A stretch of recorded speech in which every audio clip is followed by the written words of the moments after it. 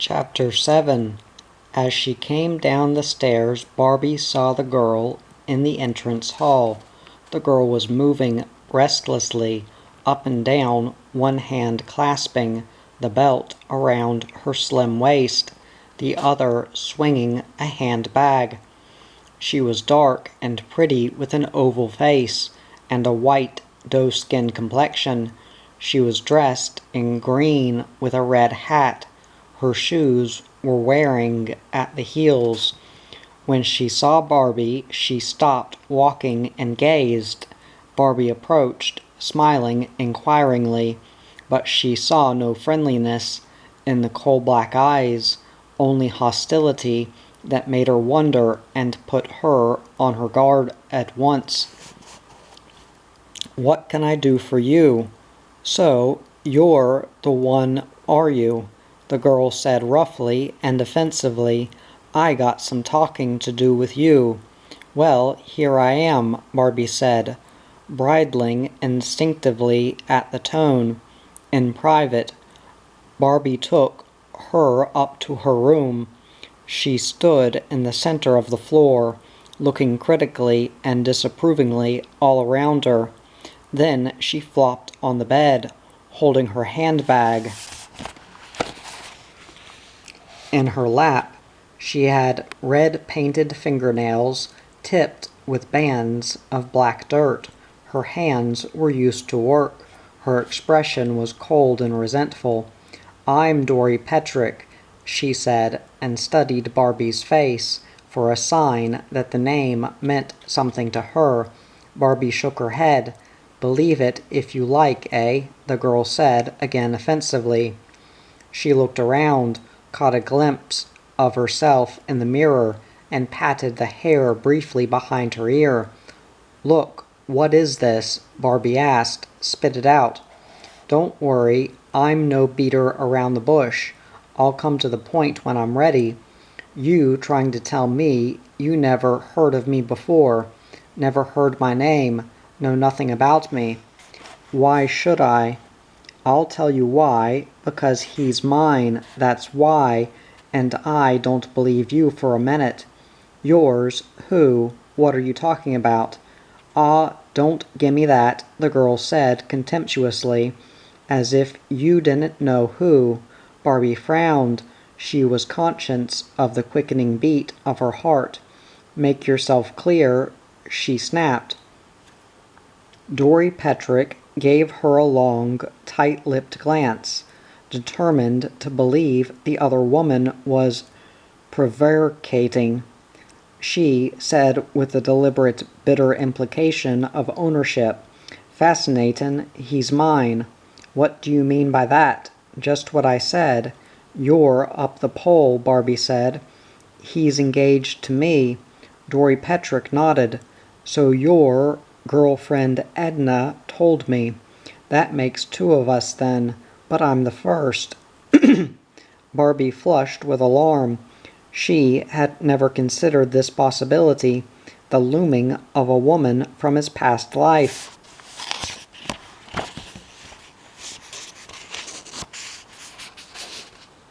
"I don't believe you," was all she could manage, knowing and fearing that the remark was an incitement to proof.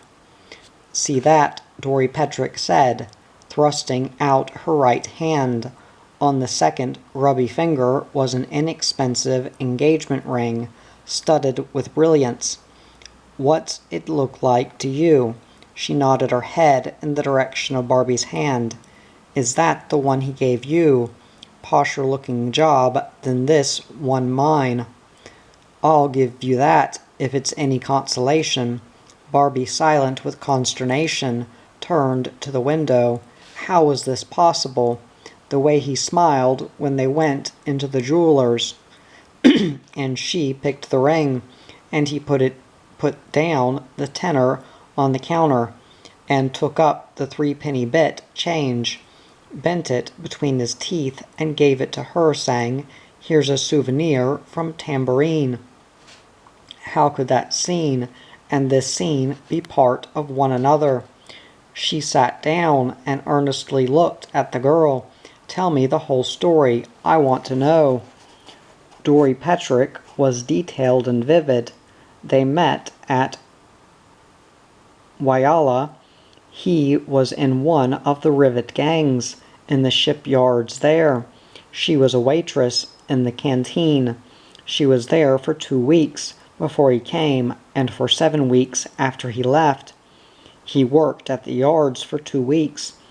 As she spoke, Barbie knew she had certainly been at Whyalla. Everything she said about the place was true, and Barbie knew it firsthand. She and her father had worked there when she was 18, and the picture of it in her mind was a background to the words of Dory Petrick. "I only left there," Dory Petrick said, "to come here and to find you playing around with him. It's the damn limit. Not that he's not to blame too." She took a handkerchief out of her bag against threatening tears. "How do I know your story is true?" Barbie fought,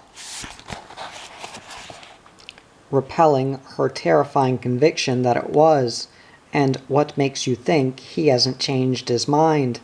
"You reckon he's got the right to change his mind without telling me? Is that any way to treat a person? But here," she fished a letter from her bag. It was written in pencil on lined notepaper, crinkled and smeared with rouge. "Read that." Barbie hesitated, as though here was the most damning evidence of all. She took the letter and slowly read it. "Dear Dory, how's my girl? Wish you were up here with me.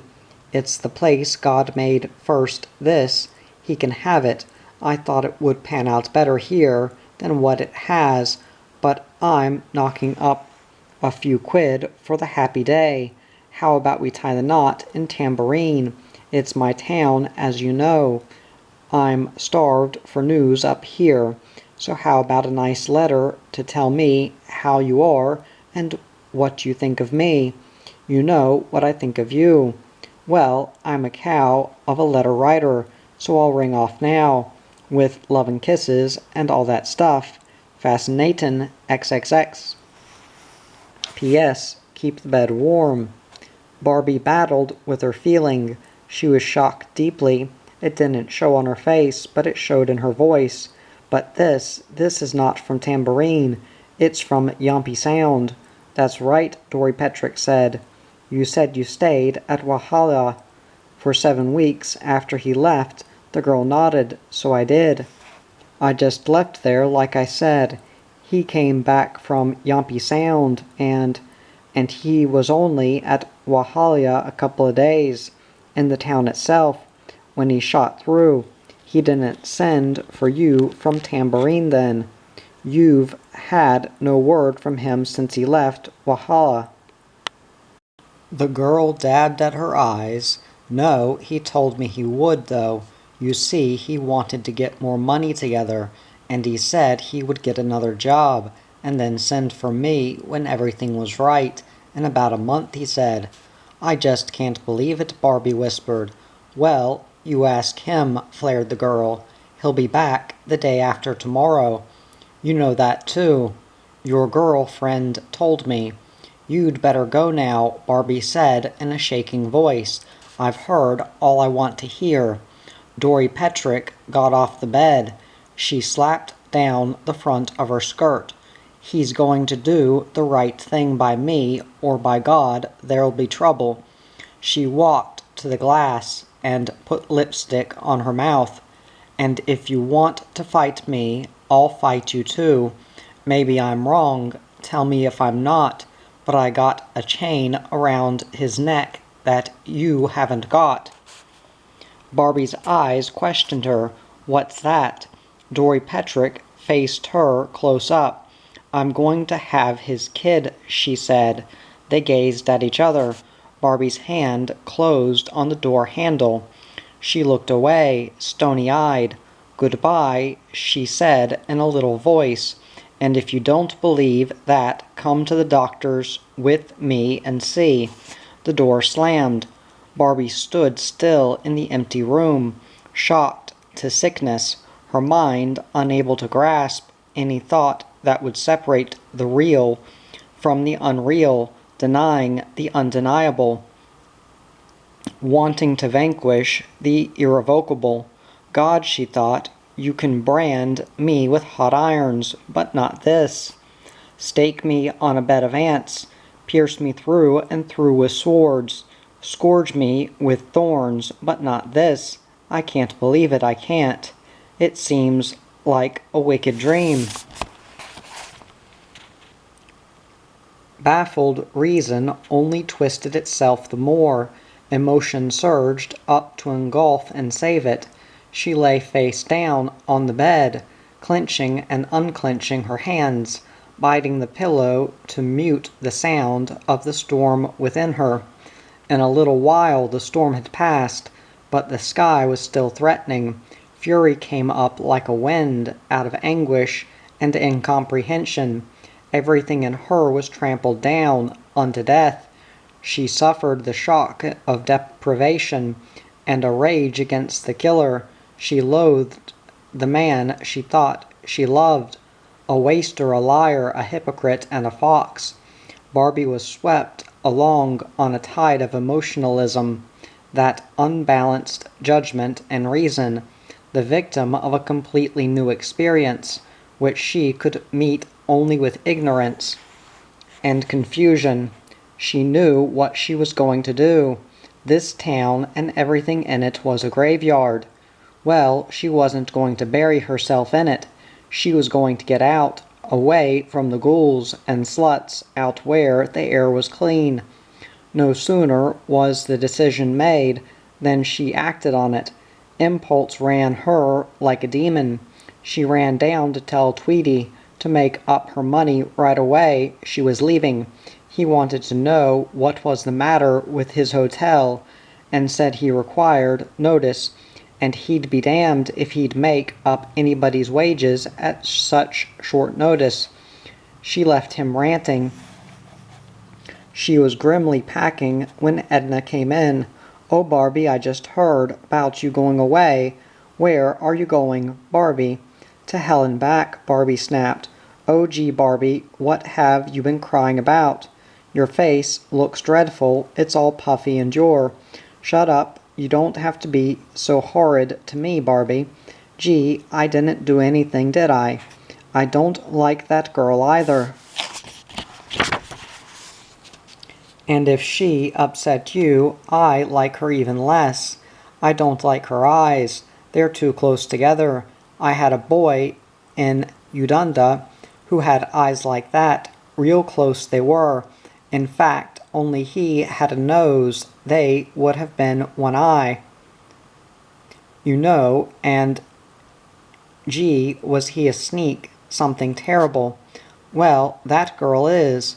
Just stop babbling, will you, Edna?"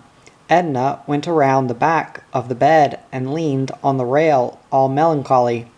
"Gee, Barbie, don't go. How can you go and leave me? I'll cry, you know. You're one person I could cry real bad over, honest. You're so sweet and kind and everything." She licked her lips. "I wish you wouldn't go." "I'm going," Barbie said flatly. "I won't eat for days after you've gone. I won't sleep either. I'll be a real caught case, I tell you." She gulped. "I might even die. How would you like that?" "I wouldn't. No, I'm dead already." Edna tittered. "You can still joke. Oh, Barbie, what has happened? I know it must be something terrible to make you like this.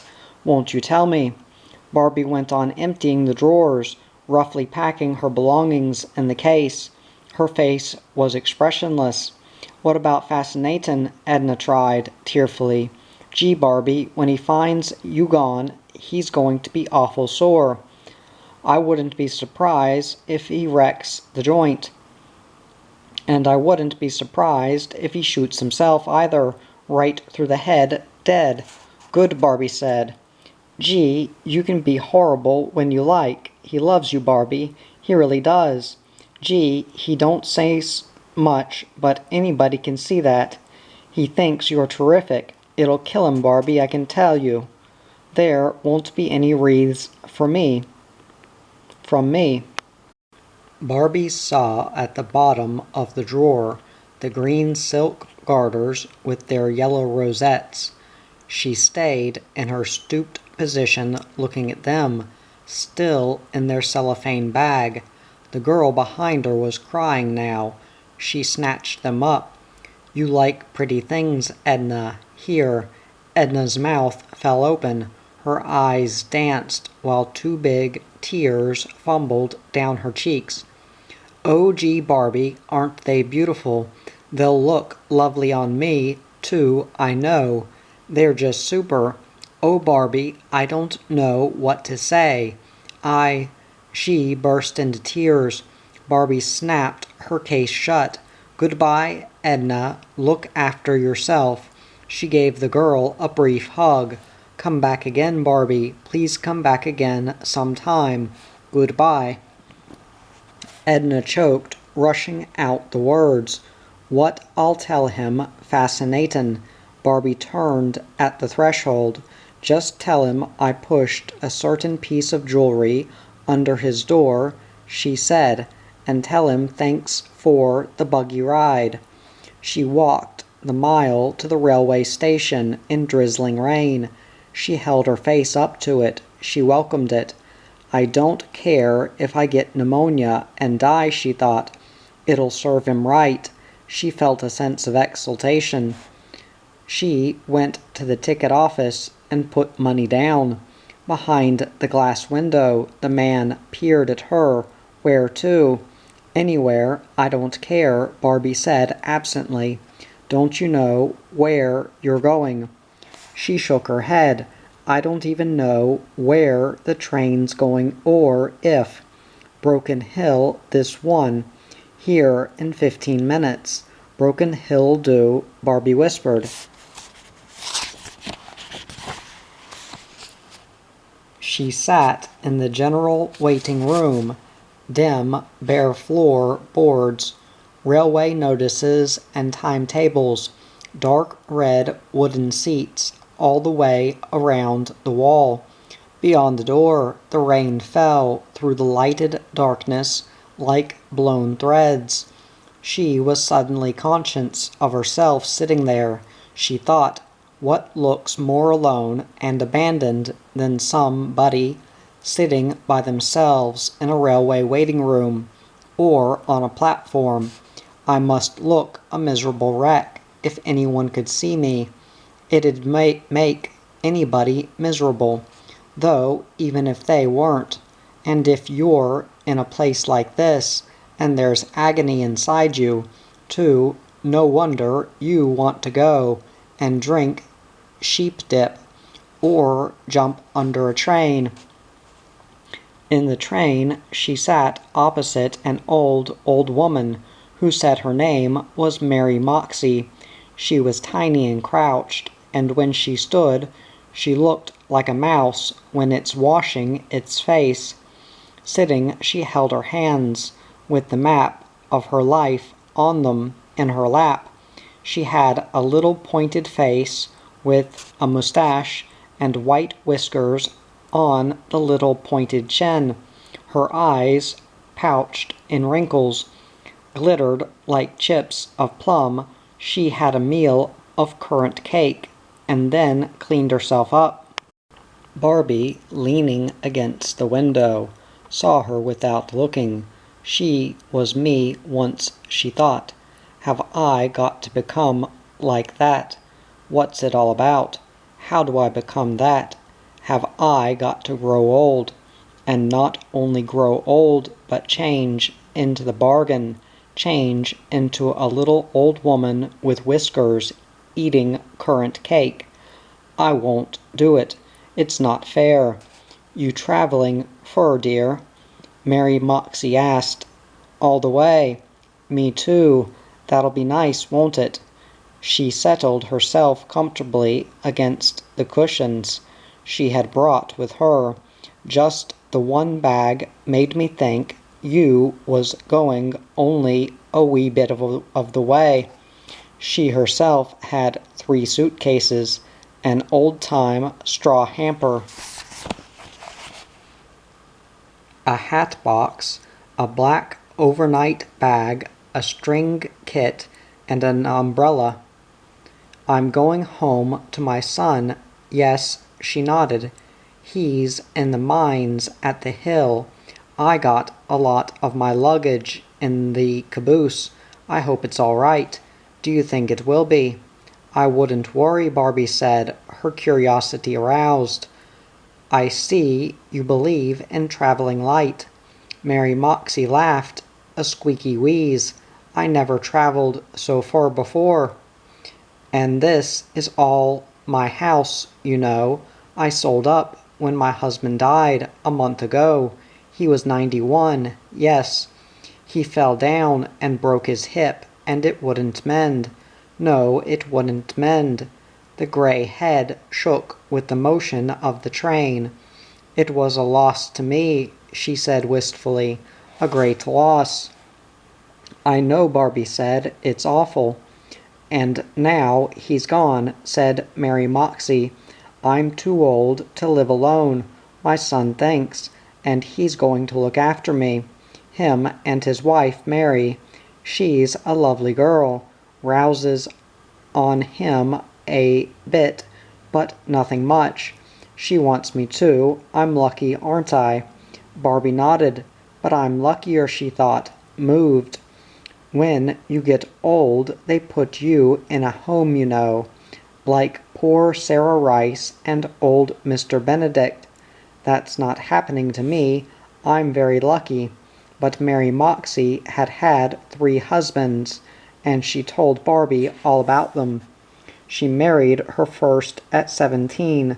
She was a fine, full girl then, she said, with a pillowful of auburn hair that hung in ringlets, and was done up in great sweeps and rolls to kill the girls with envy and the men with joy. She came from Salsha, out by the Pitchy Ritchie Pass, one of a family of 6 girls and 5 brothers, all dead now.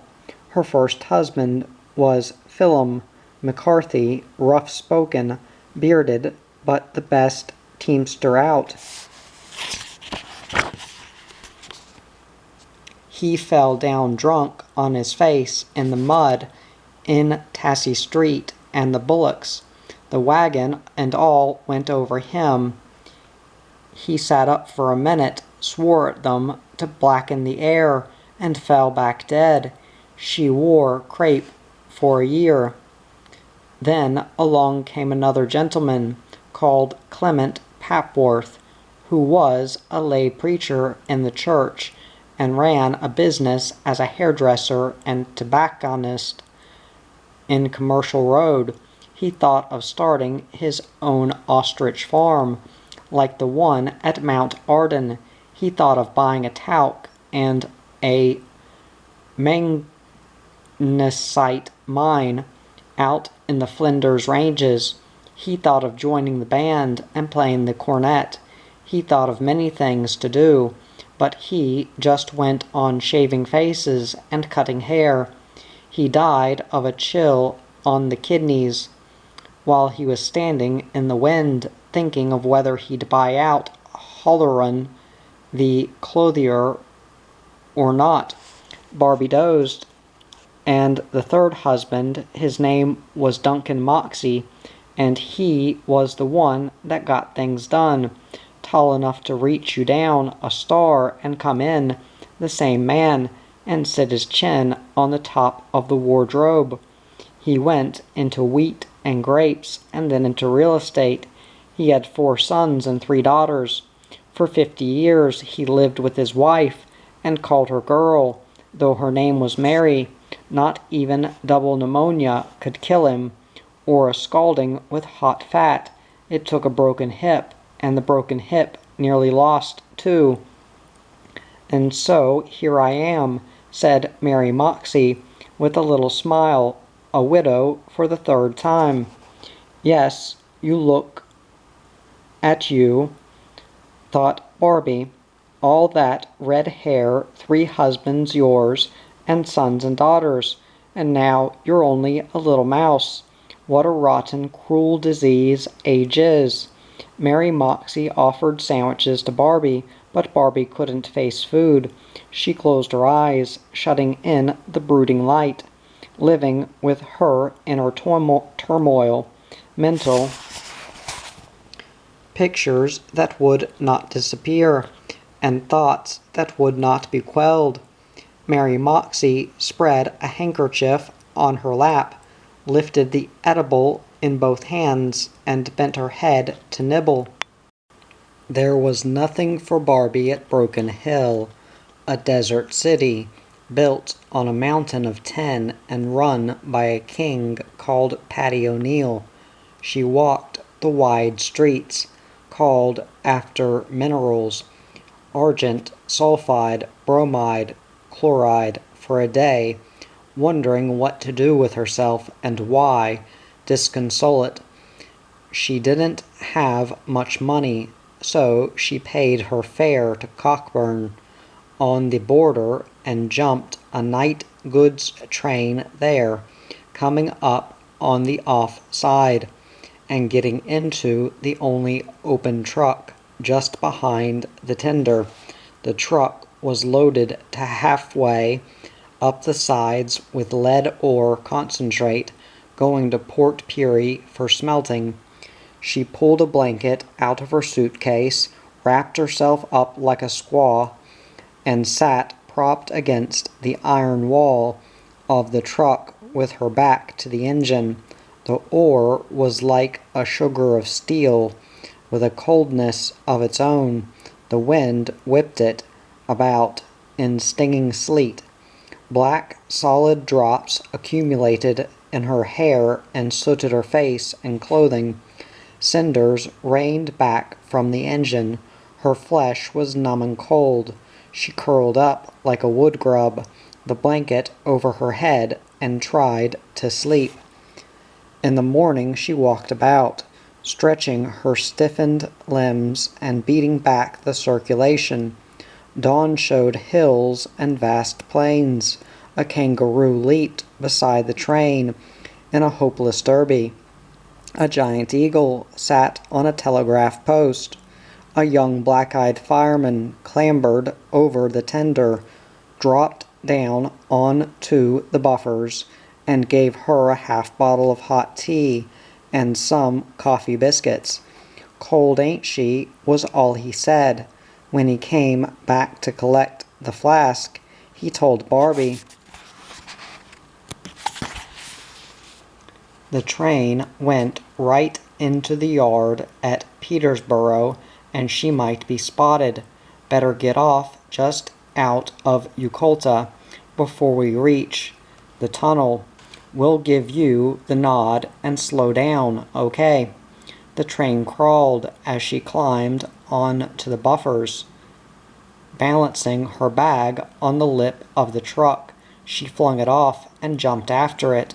The fireman waved and made an O sign with his finger and thumb. Barbie, filthy, walked onto the road and picked up a lift with an old man in a utility truck. Peterborough needed Ned Kelly to liven it up. The few solitaries looked out of place in the deserted streets. Outside, an auctioneer's, 3 farmers, big-bottomed, mustachy, red-faced, talked of wheat, sheep, and cows. In Main Street, she bought some splintery chips and a little piece of flathead for 1s2d. She ate them walking along. She needed a bath and a change, and she thought she had better stay the night at a hotel in order to do these things. She needed a good sleep, too. She felt fagged out. In the afternoon, she met Whisty Willie Cadman, the street musician, playing a musical saw for pennies outside the pub. He was a goosey-necked grasshopper of a man with a game leg brought back from the Dardanelles. He went from town to town, keeping himself in food and tobacco and a roof over his head now and then. He chopped wood for hotels and boarding houses and sometimes was roped in as an entertainer at smokos and concerts. On these occasions he wore his moth-eaten monkey suit. In the street his dress was clean and respectable but poor. Barbie didn't know him well, but well enough to welcome the sight of a familiar face, and throw a shilling in the hat while he was tricking out. When the sheep are in the fold, Jenny dear, he went straight into whistling Rufus before he recognized her. They ate at Jake's in the evening and talked of many things. Whisty was making down to the hill. The Silver City is the best meal ticket I've got, he said. I don't know why I don't stay there all the time. It's this itch for knocking about, I suppose. He had a habit of pulling a dolorous expression and letting the tip of his tongue peek from the corner of his mouth. He was brown all over like an autumn leaf. It's time I got a wife, he said. It's not much good this being on your own all the time, don't you reckon? Doesn't worry me, Barbie said airily. You're young, you've got plenty of time. When you get up around my age, you wonder what the hell you've been doing all your life. You look around and ask yourself what you've got. He looked sad. Sweet damn all is what you've got. You could be worse off, Barbie fenced. What's that got to do with it? Doesn't make me feel any better because the hospitals are full of sick people. If I had my time over again, things'd be different. I'd make a life with a woman in it, and some job I could stay with in one place. Even stupid bloody sheep run together. Lousy crows have mates. One stick won't make a fire. Whoever heard of one raindrop being any use by itself? He looked at Barbie's inscrutable expression. He shrugged. Too deep for you, Barb. You're too young to understand. But the time will come when you'll say, Old Whisty was right. No, I hope it doesn't come for you. Helen Tommy, Barbie exclaimed, suppressing her feelings. This is a cheerful conversation. I'll laugh my head off in a minute. He laughed soundlessly.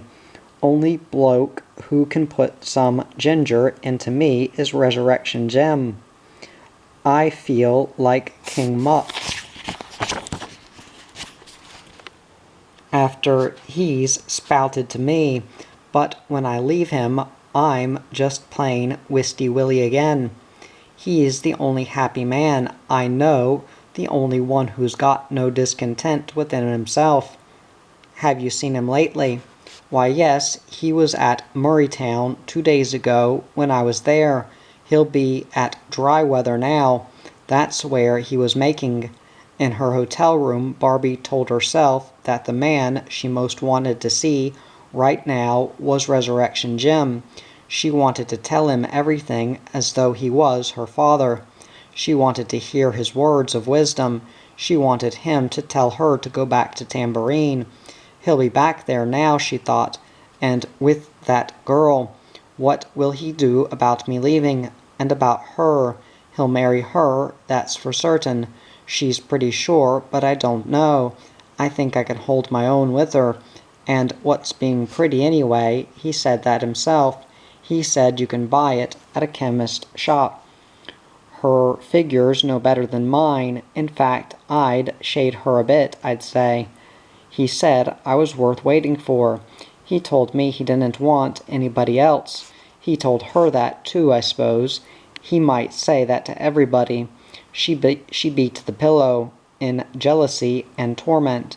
Next day, sitting in the back of a truck going to Port Pirie, she asked herself if she hated him because he had hurt her, or because her pride and vanity had been dragged through the mud.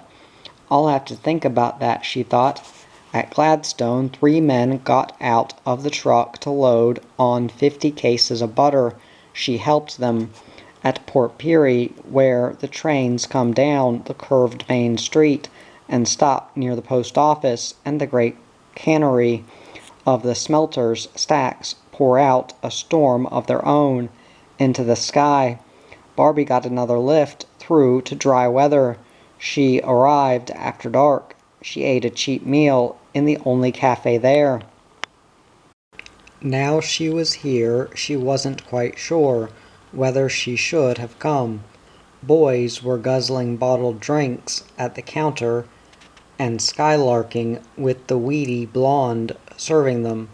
Old resurrections lug-bashing tonight, coming down to hear him. Give us some of your tomatoes to chuck at him, Rube.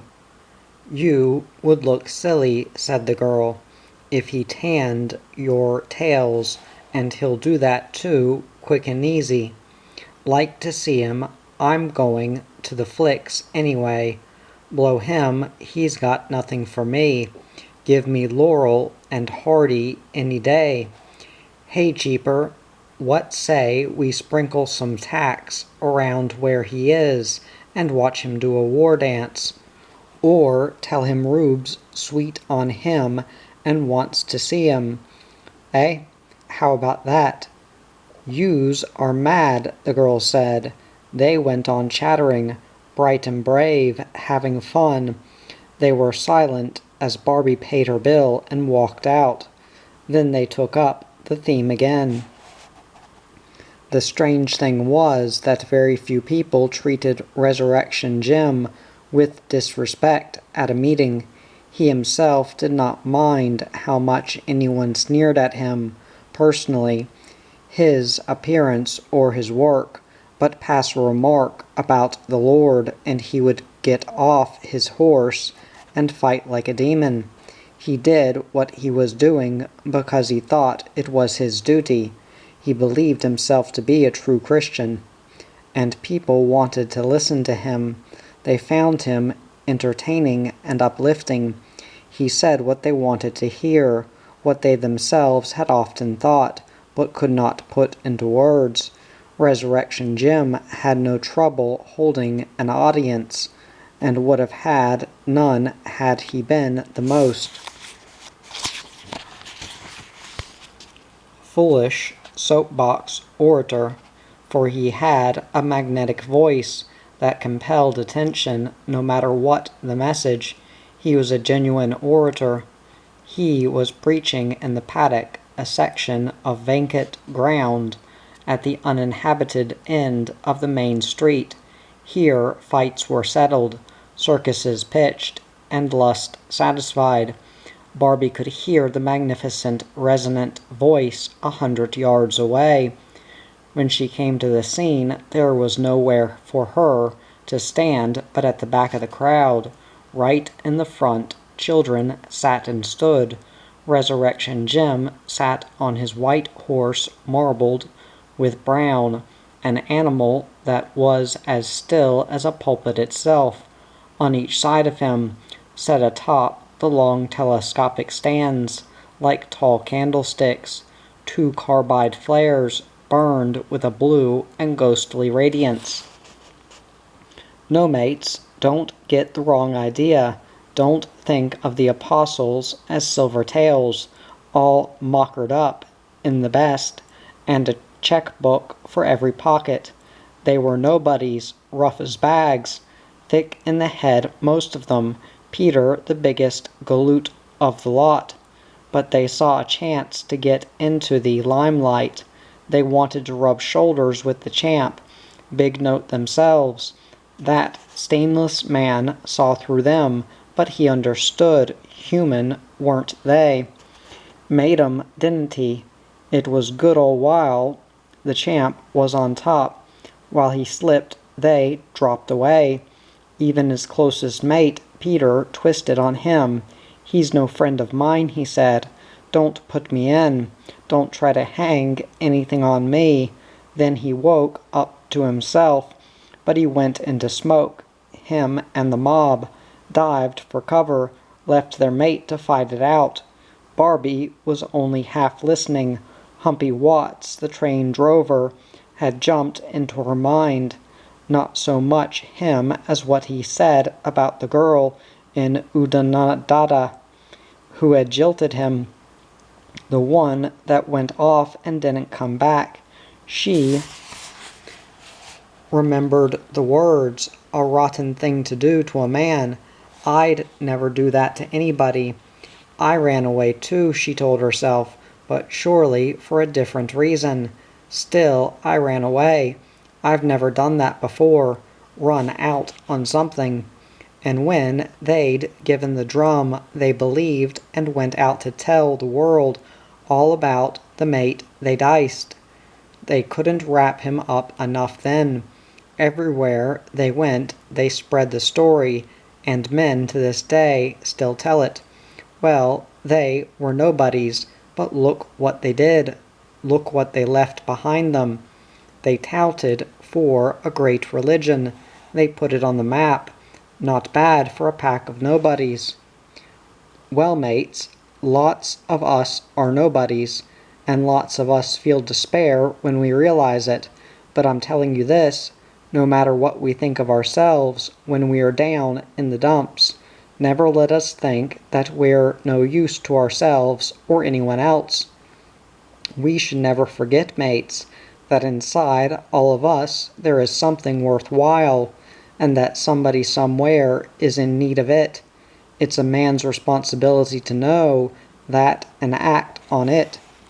You've got to front him in the end, you know, the Almighty God. You can look him in the eye and say, my slate's clean, mate, or you can say, I'm a bad egg, and you know it, Lord. No matter what you say, he'll tell you how you rate. How could I love him and then not love him? Just like that. Two totally different things on each side of a minute. Love doesn't alter, how can it? All that I hold for him, all that I have to give him is still there. Some of you will say, but there's no such person, there's no hereafter. We can't believe what we don't know and can't see. Well, I can, and I'm only a man, as you are, and an Australian as wattle and wool. Like you, no mystic in a turban, no abracadabra expert, no hovering prophet. There's nothing occult about me. I'm as simple as a bluey, just as plain and as real as soap and water. But I can believe. Look, mates, you can't touch the sunlight, but it's there. What clockwork turns the world? There's no sound to the spread of evening on the plains. You can't catch the wind in your fingers and feel its bones, but will anybody say the wind is a myth? But wait a minute, there is no hereafter then. What odds, if by believing there is, you can live a better life, be a better person to yourself and your family and your neighbor, then it's all worthwhile believing. Then you might ask, why live a better life? Why do good, if there is no final reward? But I say this, good must be rewarded, and evil punished. We know that neither is always done in this world. That means you, the bad man, get off scot-free, and you, the good man, miss the bus. Well, mates, that's not sense. Good must be rewarded, evil punished. Therefore, there must be a place where you can line up for what's coming to you one way or another. The universe is too full of logic for it to be otherwise. You can't have it one way, mates, and knock it back in another if that doesn't suit you. This is not pie in the sky. Don't think that. This is as solid as the ground you stand on. This is a man shearing sheep, harvesting wheat, picking grapes, droving cattle, a man working for a boss and being paid for what he does. Would you have it any other way? No, it's all there still, everything I ever felt, but there is a wall between us, and who can scale it? Who can knock it down? He and Dory Petrick built the wall. Only they can pull it down. How many of us there are, afraid of living, afraid of dying, afraid of ourselves, afraid of each other. Man fights for freedom. When he gets it, he rings it around with 1,000 don'ts and mustn'ts so that he can't enjoy it. We walk on glass. We own no more of time than the moment we breathe. Yet there is nothing like us. We are old, and we have come a long way, and we will go on while ever there is a man to sow seed, and a woman like a field of good earth to receive and grow sons. The race will go on. We are here to do our best as well as we can, for this is our time and our century, and make no mistake, if we're not nobodies today, we'll certainly be nobodies tomorrow, anonymous as grains in the silo. Listen, mates, just take a look. The pillars of Hercules are no more. Colossus is a legend. You're a necropolis. Civilizations as teeming as ours have gone. The pantheons are full of crumbled gods and dust. You know the passion of Solomon, the all-embracing joy in his life. Where is she now in the chemistry of Africa? Who were the blokes who sweated and yarned on the wall of China? What were their names that built the pyramids? The Smiths and the Browns of Egypt. For that matter, the overland telegraph and the transcontinental railway. Mists of flesh and bone, footprints in the dust. The slave is one with the slave master, and the paupers on a footing with kings. Put all you can, mates, and all that's good into the creeping minute, because don't forget you're shifting with it, and don't forget the little people of the world, the nobodies, have pulled their weight from the time of the disciples to you standing here around me now. I can't see 'em, Barbie thought. I don't want to. This must happen to others. It does. They don't make a big thing out of it like me. What can he do? Nothing. Farm out sympathy and tell me what I already know. I must be mad to even think of going crying to him. What would he think of me? He knows me better than that.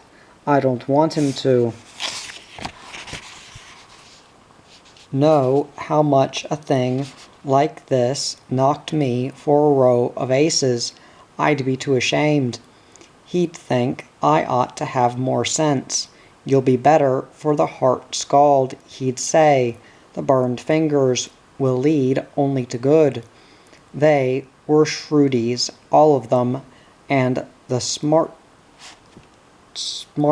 taleks threw the questions, nudging one another and saying, "Watch him get out of this one. I have to get over it by myself, and I will get over it by myself." Barbie took one last look at the silent, listening crowd, scattered with light from the carbide flares, mottled in darkness, and at Resurrection Jim, standing now at the head of his horse, between the posts of hissing flame, an apostolic figure in an aura of blue radiance. And they didn't know what to say. They were jiggered. The other time it was the same. Barbie hurried away 50 yards along the street. She still heard his voice. She heard it at 100 yards. Caesar's and unto God the things that are God's. She could not hear it any longer. She heard only the sound of her running feet in the stillness. She got out on the road for a lift to Port Augusta. From there it would be Pemba, then Andamuka. She was going back to the Opal Field. As the mail truck drew into the settlement on this day of sun, she left it before it went up the hill to the store and walked across to her shack. The first person to greet her was Puddin', sitting down with a hammer and belting opal chips to smithereens on a rock. He welcomed her with the question, "What's God eat?" It was as if she had never been away. She accepted it that way too. "You got me there." She walked on. He got up and followed. "Does he eat angels?" "Could be." Puddin' thought it over gravely. "Does he cook 'em first? Do you know?" She opened the door and entered. It was just the way she had left it. Nothing had been touched. She could have left a heap of sovereigns under the bed. They would still be there, she thought. Puddin' sat on a box, his sailor gob hat tipped down on his frowning forehead. It was a weighty problem. Barbie threw off her coat and kicked off her shoes. The air was stale and oppressive. She left the door open and raised the window. A blowfly came skirling into the stillness. Flies milled and crawled on the table like spectators moving across a football field. Somebody was home. God got a cat. Probably has. He's lucky. "Oh," Barbie said, "I've got something for you. Lollies?" She took out of her suitcase a little fire engine in red and gold, mounted with blue firemen in brassy yellow helmets. She ran it along the ground, and it screeched like a siren. Puddin' took it with delight, twitching on his serious face. His eyes round shone as it screeched for him. "It's better than a cat," he said. "Cats haven't got wheels." He sat on the box again, nursing the toy. "What's firemen's eat, Barbie?" "All sorts of things. Wouldn't you like to take your engine outside and put out some fires?" "Other firemen's." She laughed. "You're a funny little scallywag." "No, I'm not," he said seriously. "I'm half monkey, half dog, and whole boy, Mum said." He rubbed his belly. "I'm hungry 'cause there's a noise in my stomach." "We can't have that, then, can we?" She boiled the billy, and they had a meal of the tinned beef and bread she had brought with her from town. She had some fruit left, too, 4 oranges and 2 apples. Puddin' ate one apple and looked longingly at the other. She handed it to him. "But that's your one." "I'll make a big sacrifice," she said. He crunched it into it and ran outside to play in the dirt with his fire engine, making all sorts of unintelligible sounds to represent the adventurous drama of roaring fires and dying firemen. Barbie folded her arms on the table and put her head down. "Maybe I ought to write a letter," she thought, "and tell him where I am. I wonder, is he looking or what? Why didn't I take him while the going was good? How did I resist him for so long? I want him so much, and I can't have him. I wish he'd walk over that hill and come and get me. I wouldn't care if he gave me the darkest look. He could beat me if he wanted to, do anything he liked. You crying?" The voice took her unawares, but she didn't look up. "Course not. What for?" "Run away, Puddin'. You want your apple back. That why you're crying." He stood undecided. Then he took an orange. He half bent his body, trying to look up underneath the barrier of her arm. She saw the orange come in and sit poised on the grubby hand held near her breast. "Oranges is just as good as apples," he said. Her hidden hand closed on the orange. "Thanks, Puddin'." He went outside again to play, satisfied he had made amends. There was nothing, only sun and flies, emptiness and hushed heat, and the unintelligible prattle of the child, a scribble on silence.